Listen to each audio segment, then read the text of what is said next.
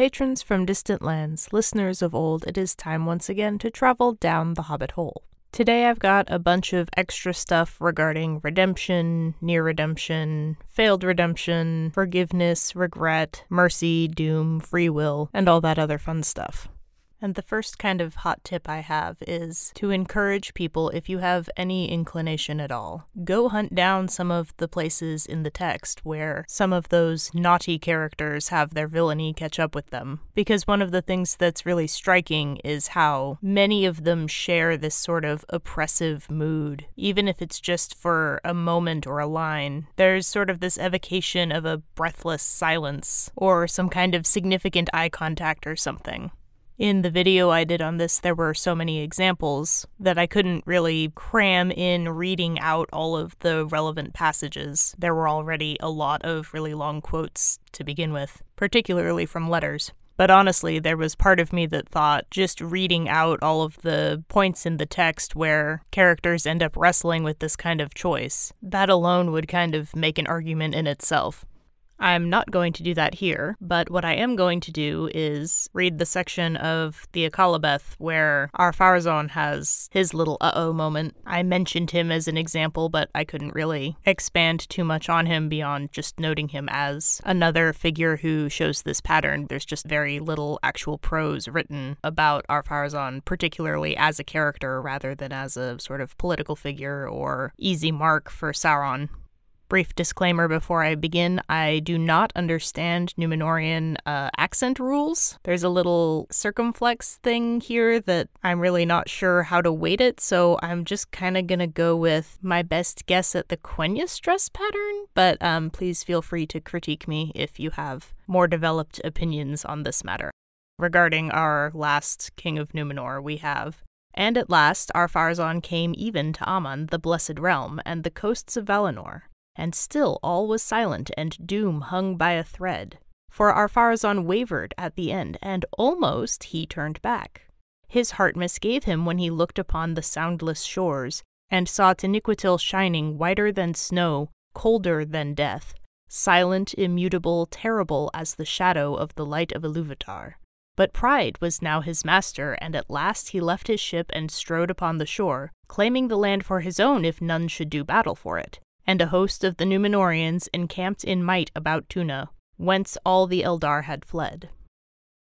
Oh, it's so oppressive. I love it. He comes finally to Aman, which is basically like earthly paradise, and it's beautiful and empty and silent, and this guy who is on a quest for immortality, an actual unironic devil worshipper, he looks at the just piercing beauty and purity of Taniquetil, and even he is like, "Ah, crap, guys, I don't know about this. Like, this might not be such a good idea after all." And at this point, it's pride, which is something else I mentioned. It's pride that motivates him more than any other conviction. He's sort of thinking, well, I've come this far, I can't exactly turn around now. Like, how would that look? So he doubles down and he camps on the island, and of course, a hill falls on him and his army, and then his island sinks. And you know, it has come into my heart this hour, as Galadriel or someone like her would probably say. I just now realized that that's an echo of when Eärendil lands as well. And he's running around getting diamond dust on his shoes, calling aloud in many tongues, and in his heart he's like, dude, this is creepy, where did everyone go? Of course, in his case, it's because everyone's at a party, but he ends up like wandering through the empty city. So that's kind of a nifty little parallel there. Another thing that I didn't delve into too deeply in the video were the characters who do actually have a change of heart and follow through with accepting their second chance. And the reason for that is because I really wanted to hone down on Tolkien's treatment of these last chance moments. As I pointed out, we have plenty of those already to deal with. And another factor is that it's actually hard to tell where someone's last chance is, except in retrospect after they fail to take it. It's something that's really shown most clearly in the aftermath. To paraphrase Tolkien, it's the moment after which the characters become much more wicked and more foolish. And until that kind of death spiral plays out, which in some cases can take up to hundreds or thousands of years, you're still kind of left in suspense as to whether they're going to somehow correct for it. So the example I have for that is Boromir, who screws up massively, gives into temptation, gets called out on it immediately afterward and makes things worse, and I would argue only really passes the test in his last 5 breaths of life. So Boromir, by the time we reach the breaking of the Fellowship, has been letting his doubt and his resentment and his pride grow until not only does it seem like a good idea to claim the ring, but to also, attack one of your very small, very defenseless party members, which is a severely out-of-character move for him. It shows how hard the ring can pull on a person, that Boromir, whose whole identity is centered around the fact that he's big and strong and he can protect people who are smaller and weaker than him, decides to attack someone smaller and weaker than him on the grounds that he needs to claim the ring to become strong enough to be better able to protect people. That's pretty gnarly. Frodo gives him the slip, he says some very mean things, falls over on a tree root, and eventually he kind of slinks back to the others. And Sam and Aragorn are both sort of giving him the side-eye like, something ain't right here. I think Aragorn says something to the effect of, you need to tell us what happened. And he really doesn't come clean. He says, we had a fight, I think I may have scared him, but there's clearly more to the story than he's letting on. The hobbits panic, of course, they scatter, and Aragorn turns to Boromir and says, look, I don't know what you did, but I know you did something, but we don't really have time to argue about it anymore, so how about you just help fix it? And you imagine Boromir is only too happy to oblige. He's like, yes, something I can do, enough of this, talking about our feelings bullcrap. Except, he does have to eventually talk about his feelings. So when he was fighting with Frodo, he cursed him and all halflings to death and darkness, which, wow, okay. And then within the span of a couple hours gets the chance to give his life in an attempt to spare at least 2 halflings from what appears to be death and darkness in the form of a raiding band of Uruk-hai.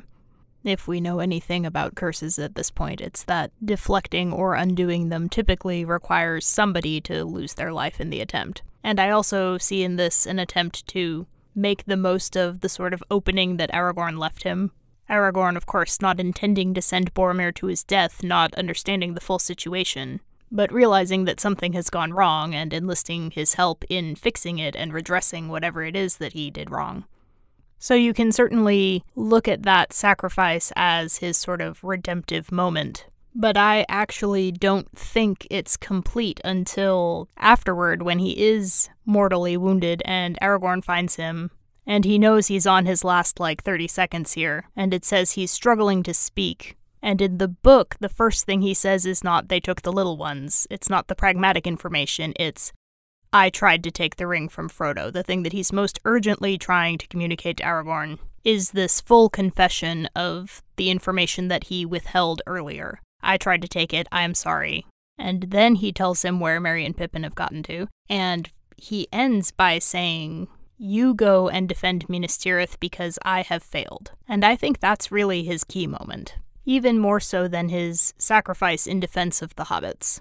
You know that Boromir would rather give his life in battle 1,000 times over before admitting to Aragorn that he screwed up, and moreover that his screw-up has resulted in his inability to defend his city and his country, which we know is Boromir's whole orienting principle, and of course the whole reason he justifies wanting the ring in the first place. So this claim may come as a surprise to some people, depending on their level of sympathy for Boromir. I know that that's something that kind of varies almost as much as the sympathy to Feanor metric does, but keeping in mind that the draw and pull of the ring is pretty much literally insurmountable, even to the point of overpowering someone's own will. Boromir actually does not succumb when he faces his own sort of crucial moment of repentance, since it was pretty much inevitable he would try to claim the ring at some point. And arguably, that isn't really entirely his fault. The crisis comes when Aragorn says, "Is that all you have to say?" And in the moment he says, "I don't think I have anything more I want to say right now," But then the next time he and Aragorn run into each other, of course it's their last meeting and time is running rather short, but the first thing out of Boromir's mouth is, yes, I do actually have something more to say, and it's that I am a big fat jerk and I messed up and I need help, I can't do this by myself. And once he's admitted that not only to himself but to Aragorn, who kind of functions as his anime rival, he looks up to him tremendously, but he's also tremendously competitive with him. Once he's reached that point and seen how important it is to make that acknowledgement, in that moment I would argue he's not only addressed and repented of his own personal issues, but he has broken the hold that the ring had on him. And that's why, number one, Aragorn says, you haven't failed, you've actually succeeded in a way that almost nobody could ever hope to. And then later, Gandalf, hearing about this, has this sort of paradoxical reaction. So he's shown up as the White, reincarnated, and he says, well, tell me what you guys have been up to since I've been gone, I guess. And Aragorn says, well, Boromir died. And Gandalf goes, oh, good, thank goodness. I was hoping he'd be okay. I knew he was in trouble. But good, he's dead now, so he's out of the woods. Which is a little maybe jarring at first, but from Gandalf's newly enlarged perspective, knowing that eventually everyone's going to succumb to the ring, and Boromir's pretty clearly the most susceptible person in their party, and also knowing or guessing based on what he's seen of Gollum and then further supported by how we know Gollum's character develops afterward, and even what we've seen with Bilbo and Frodo.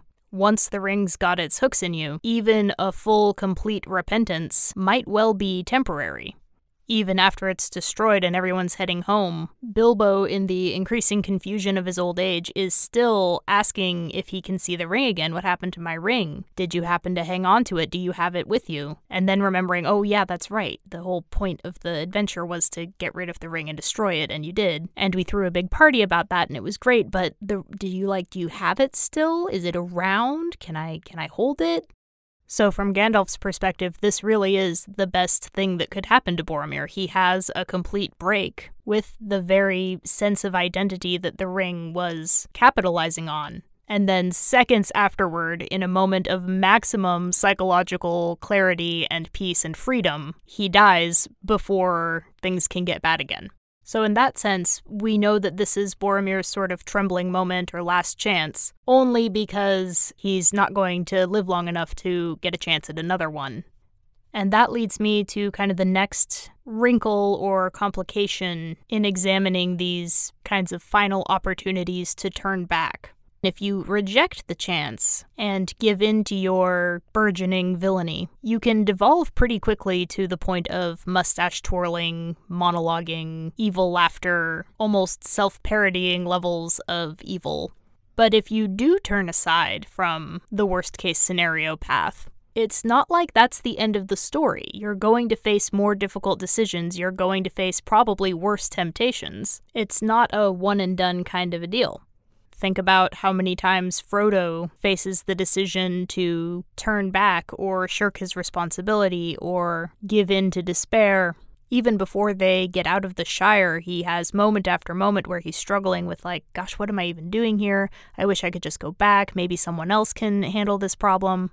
And he doesn't always make the right decision, but he makes the right decision enough times that eventually he gets the ring all the way to Mount Doom.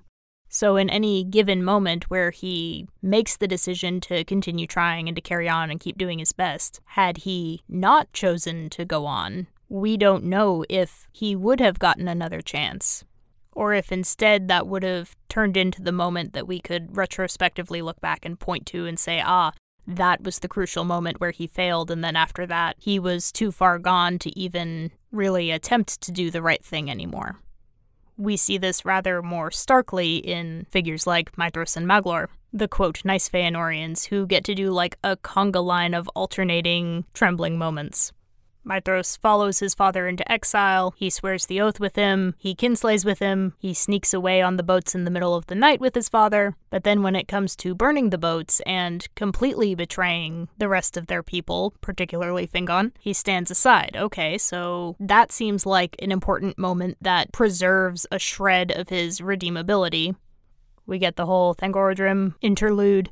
He surrenders his claim to the crown, he sends his brothers off into the wilderness where hopefully they won't hurt anyone. Okay, so it seems like he's kind of turned things around, and then we get the Nargothrond affair, the Luthien incident, and very shortly thereafter, almost as if in response to it, we get the Great Union of Maedhros, which again looks like a good guy move, but of course ends in disaster, and Maedhros does another face-heel turn, gives in to his brothers, and they go sack Doriath. So second kinslaying, and you're thinking, alright, this is the resumption of his villain arc, except then he repents of the abandonment of Dior's sons and goes and seeks them in the woods, which also ends in failure.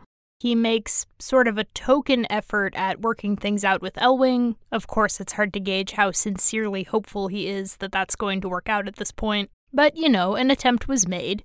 Elwing turns him down flat, as one might expect, and then he turns again, third kinslaying, and you're thinking, okay, at this point, surely at this point, this guy is past the point of no return, except he lets Elrond and Elros live. The published Silmarillion at least gives the vibe that he's not the one most directly involved with that decision, but he at least doesn't appear to have resisted it very seriously.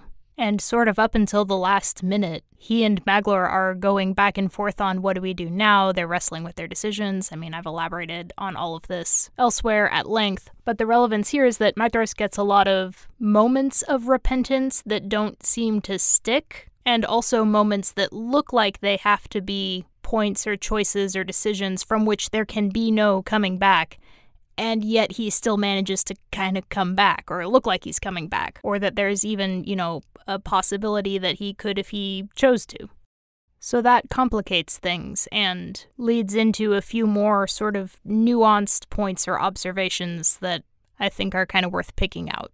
So the first observation is that one's first mistake is not necessarily also one's last temptation or last chance. In fact, it seems like it's almost never the case that your first mistake is also your last mistake. When I say it like that, maybe it seems a little obvious, but I feel like in practice there may be a tendency to kind of conflate those two concepts. And it is true that the kind of tension that surrounds a moment that's like the loss of innocence feels like the same kind of tension that surrounds the decision determining whether you'll ever be able to reclaim that innocence, or at least some of your original goodness. They can both be very significant to a character's development, and they feel similar in a way. One way I might try to kind of clarify what I'm talking about is if we imagine, for lack of better terms and admittedly somewhat dualistically, that there are good impulses and evil impulses in each character, and they're sort of contesting. The, quote, evil side of you can win battles without necessarily winning the war. Almost by definition, if evil's going to win the war for a person's, I guess, character or personality or soul, it's going to have had to win several battles leading up to that point, as it were. So, to make this more concrete, two characters that were conspicuously absent from the video were Aule and Osse. Osse is actually working with Melkor for a while, and then decides, you know what, this guy's whack, I'm gonna come back and try to be, if not a good boy, then at least a charmingly amoral one. Though, interestingly, he continues to be considered a very perilous and dangerous and sometimes violent and uncontrollable figure. So he's another case where we can see that he has this big moment of rejecting evil and coming back to the side of good. But that absolutely does not mean that he's never going to make any sort of mistakes or dubious calls from here on out, or that his essential nature has somehow changed. And then there's Aule, who has a rather more singular moment where he ends up attempting to play God and create life on his own. And the way it's portrayed in his case is that Eru himself sort of speaks from the clouds or directly into his mind or something and goes, what the heck is this supposed to be? And Aule has this instantaneous, horrified realization of just how close he's coming to pulling a Melkor, which is something you get the sense he really doesn't want to do. He doesn't really have to think things over. He's immediately horrified when he realizes that this project he's been working on for quite some time has some pretty gnarly implications if he sees it through all the way to the end. Now again, you can't say for sure, quote, what would have happened if either of these characters had failed to turn back when they did, but it is really difficult to not see these as moments where if the character had not repented and turned back, we would be identifying these as their sort of moment of no return. Now, following their change of heart, they both seem to kind of return to their original level of goodness. Aule, of course, being one of the Aratar and honestly seemingly a real sweetheart. I mean, I don't know many people who seriously dislike him as a character. I think more people hate Manwë than hate Aule. Osse also returns to baseline, which is maybe not quite as virtuous, but that's kind of like that was his starting point, so not that unusual. But both of these characters only turn after they've made several decisions of dubious judgment or morality. Osse only comes back after he's been in open rebellion against Ulmo and the other Valar for some time, and working alongside Melkor, if not directly under his authority. And Aule, like I said, I mean, he set out from the beginning to create sentient life, which he knew was forbidden, and if he had thought about it for 5 minutes, he probably could have figured out why. And we know he knows on some level that what he's doing is wrong because he hides it from everyone else, including his wife, which is never a good sign in Tolkien. And he kind of tells himself, like, oh, the other Valar, they just wouldn't understand what I'm trying to do here. So I just, I won't bother Manwë with this. I'll just kind of go off and do it on my own. So he knows full well. And I don't know how long it takes a Vala to come up with a working prototype of a race of stocky humanoid incarnate cave dwellers. Time is kind of a flexible concept anyway at this point in the story. But it's not until he's actually done the thing that he, first of all, faces up to how messed up it is what he's been trying to do. To paraphrase the TV series Archer, this is how we get orcs. Morgoth creates orcs because he wants something to serve and worship him. He can dress it up a little bit, but that's really what he wants. Aule wants people that he can teach and instruct. Aule wants people he can love, and Morgoth wants people who will love him. But in both cases, they're still very much treating their own creations as a means to an end, and the end is to gratify themselves and their own desires. And that's leaving the whole blasphemy angle out of it entirely. But again, Aule doesn't repent until after he has finished work on his little Frankensteinian project. So these are two examples of how these big moments come after a character has already been on a certain path for a while. And in fact, that's kind of how it has to be, because it's usually a moment where they suddenly gain the perspective to realize where their choices have led them. It's that vision or clear sight or insight. But to have that kind of insight, you have to have something to look back on. You've already gone quite a bit astray, and in order to get to your original goal, you have to backtrack. Now, at this point, I've mentioned a couple of times that until the character crosses that line into irredeemable, it's hard to know where that line is. It's hard to tell which of any given decision could have been a point of no return or a point after which they would be lost if the character does succeed in making a course correction. Another thing that I did briefly touch on in the video itself is that even when we can tell definitely they've crossed the line, we don't always know exactly when, and I kind of described how Feanor's the example of that. He kind of just crosses so many lines so comparatively quickly. You get the feeling that at some point the line crossing becomes inevitable, but you don't know at what point that happened. To my surprise, upon reflection, I realized that Sauron is another figure where we don't exactly know what it was that put him beyond all hope of voluntary recovery. By the end of the First Age and the War of Wrath, we know that Sauron has obviously been a very naughty boy already, and he repents in fear. Eowyn says, I don't have the authority to pardon you, you're gonna need to come back to Valinor and answer for your crimes. He gets cold feet and bails east, and there's not much recorded about him until he shows up in Eregion as Anatar about 1,000 years later. And at first it seems kind of obvious that his decision not to return to Valinor and face the consequences of his actions that must have been the moment where he had his last real chance to avoid, I think the Silmarillion puts it, walking down the same ruinous path to the void as Melkor had.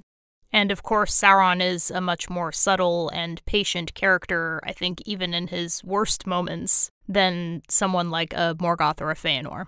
He's a shapeshifter, he's a deceiver, he's very adept at hiding his true thoughts and feelings, so it's particularly hard to guess at his true motives or internal state. But on the other hand, Tolkien makes it clear that not only does Sauron not conceive of himself as evil at this point, but he also says something in a letter, I'm guessing it's 131, but I'm not positive.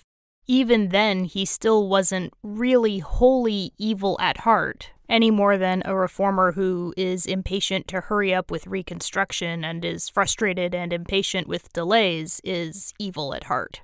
There can be a good deal of misguided self-regard mixed in with those motives, but they're still not bad motives in and of themselves. And it seems like they're at least somewhat sincerely held ones, even into the beginning of the Second Age. And they're also motives that overlap significantly with the Noldor of Eregion in particular, which is of course why they end up accepting his, quote, offer of help. Now, when Annatar shows up in Eregion, I would say it's highly unlikely that he doesn't already have the goal of infiltrating and influencing and eventually taking control over Elvendom as his main goal and probably a pretty good idea of how he's going to get there. So we see him pulling the wool over Celebrimbor's eyes, basically. We see the creation of the rings, which we're told he influences and sort of corrupts so that, except for the three, all of the rings of power are dangerous to use and susceptible to his influence. And then we see the creation of the One to rule them all, find them, bring them all, and bind them. And the thing that backfires about this plan is that as Sauron completes forging the ring and puts it on for the first time, the elves all immediately notice what's happened and take their rings off before he can overcome their defenses. And he's very taken aback by that. It's like he didn't expect them to notice. Maybe he didn't realize that his wielding of the ruling ring would be detectable by the other ring wearers. Or maybe he wasn't anticipating their reaction, that before he could even start to exercise his will through his super neat new ring-making technique, not at all inspired by Morgoth, you guys, I swear, the elves would all pretty much immediately opt out of using the rings altogether. And remember, the whole project of elven society for the past, 1600 years at this point, has been them trying to fix up and heal and sort of uncorrupt Middle-earth and make it as awesome as Valinor. And the rings have emerged as their most promising or powerful method to achieve that. And this is the same project that Sauron has.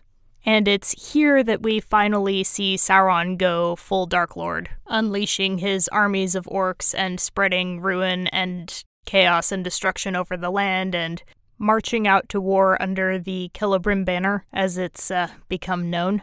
Torture, murder, violence, rash decisions, all the hallmarks of a fully fledged Dark Lord, really for the first time, I would argue. And additionally, we know that Sauron is as much in thrall to the ruling ring as anyone else is, if not more so. So to me it looks like Sauron passes his point of no return shortly after the forging of the One at the very latest, but that he probably still hadn't fully reached the point of inevitable, accelerating, involuntary moral and psychological decay until at least sometime after he flees east from Eonwe and refuses to go back to Valinor.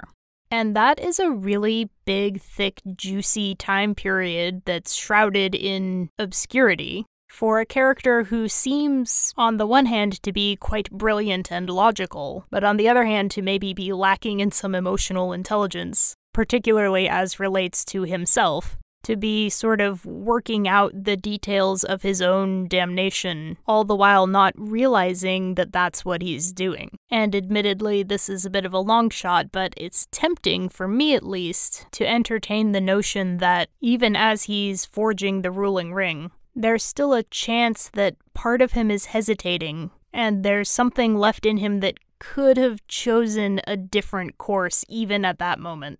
Now, of course, he doesn't, and, well, the results rather speak for themselves.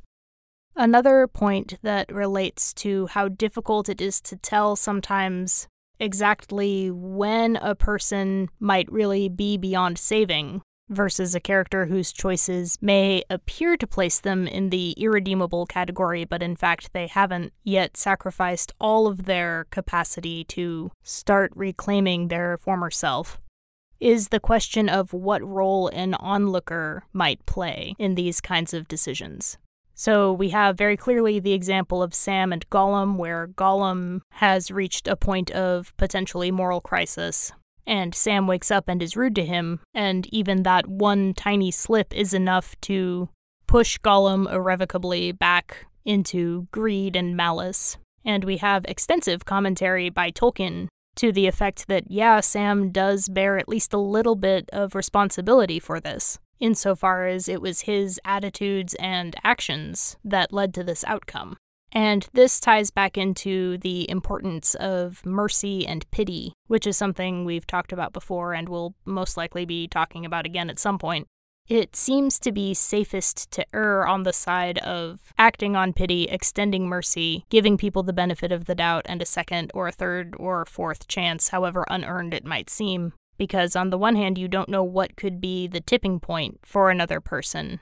You don't want to be in the position of realizing, in hindsight, that if only you had been a little bit nicer, a little bit more patient, this person might not have decided to go on and do evil, either to you or to others.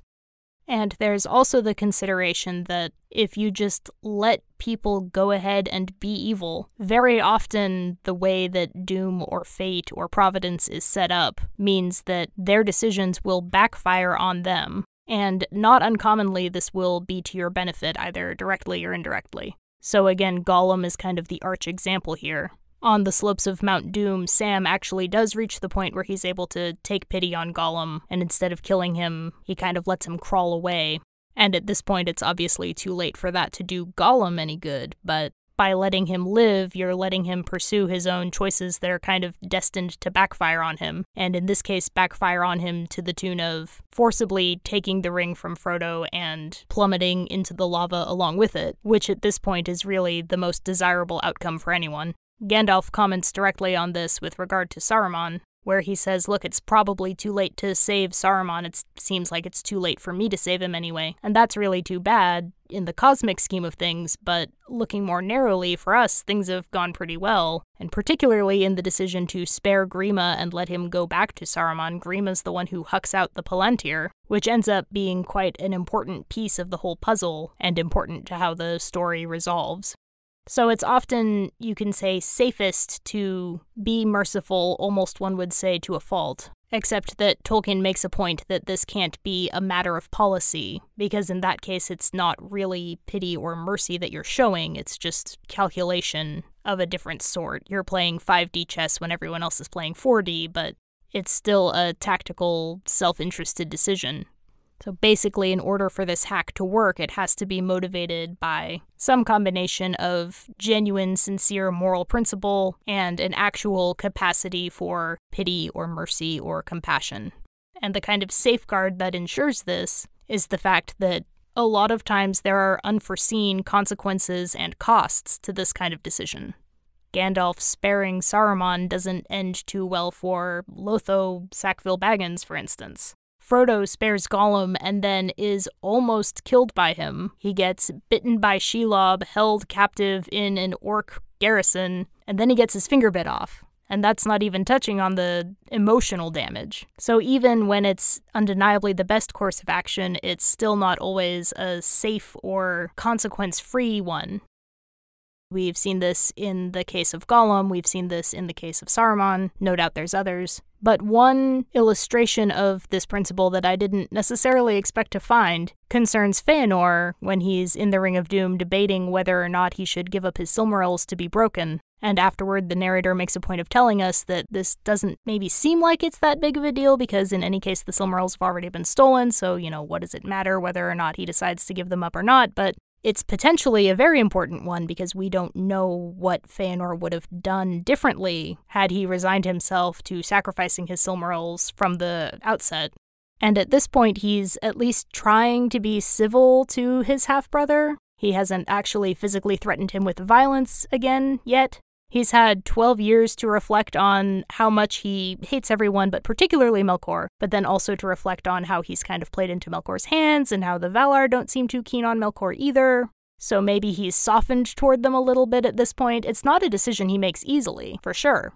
And while they're all sitting there waiting to hear what he will say, Tulkas, of all people, Tulkas, whom I love, decides to have an irritable outburst, where he basically says, hurry up and make up your mind in any case, but I can't believe you're taking this long to decide when it's frickin' Yavanna who's asking you for the Silmarils back. Like, who would dare to deny her that when it was her trees to begin with that gave them light? And Aule, who is an absolute bro, as always, but especially in this moment, steps in and counters and says, leave him alone. Leave Feanor alone. Because you don't know what you're asking. And what makes this awesome is that Aule does know what they're asking because he's the only one of them who's been in this position before. He's been selfish and secretive with his greatest work and hidden it away, poured everything he had into it, and then realized that the only way to avoid dire consequences that he never intended is to destroy the thing that he has worked hardest on. Unfortunately, Aule's intervention is not enough because it seems like the damage has already been done. By pressuring Feanor, like we all know how this works, he's one of those stubborn people where if you try to push him into a direction he already knows he should probably be moving in, his response will be to dig in his heels and just sort of oppose you reflexively out of spite. And indeed, that's what he does. But it's interesting to realize that this little triad kind of prefigures the Frodo-Sam-Gollum dynamic. Sam and Tulkas are both very zealous in their defense of the person they've taken as their authority figure. They're both extremely loyal, and their simplicity has a kind of wisdom to it, but neither of them is noted to be a particularly deep or philosophical thinker. Feanor and Gollum are both in the hot seat, respectively. And then Aule and Frodo are both urging their compatriot to be more patient because they both intimately understand the struggle that's taking place because they've been there themselves. So it's just one of those strange little points of comparison that I don't know would ever occur to me unless I was specifically examining this specific kind of inflection point, but it's like once I've seen it, I can't unsee it, and so now I have to share it with all of you. Feanor is Gollum, and Sam is apparently Tulkas. And I don't know what to do with that information, and I hope that all of you find a way to make peace with it.